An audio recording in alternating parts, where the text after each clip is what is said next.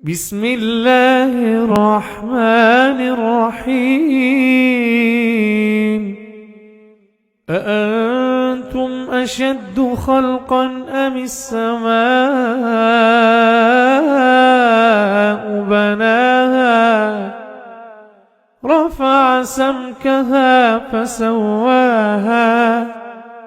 وأغطش ليلها وأخرج ضحاها والأرض بعد ذلك دحاها أخرج منها ماءها ومرعاها والجبال أرساها متاعا لكم ولأنعامكم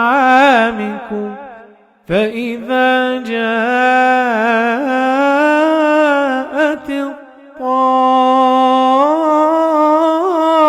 الطامة الكبرى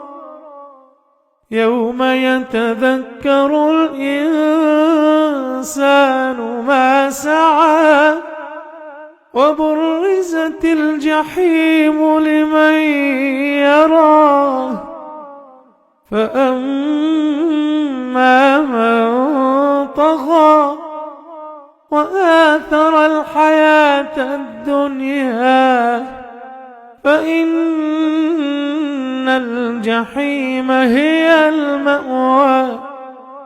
وأما من خاف مقام ربه ونهى النفس عن الهوى فإن الجنة هي المأوى يسألونك عن الساعة أيان مرساها فيم أنت من ذكراها إلى ربك منتهاها إنما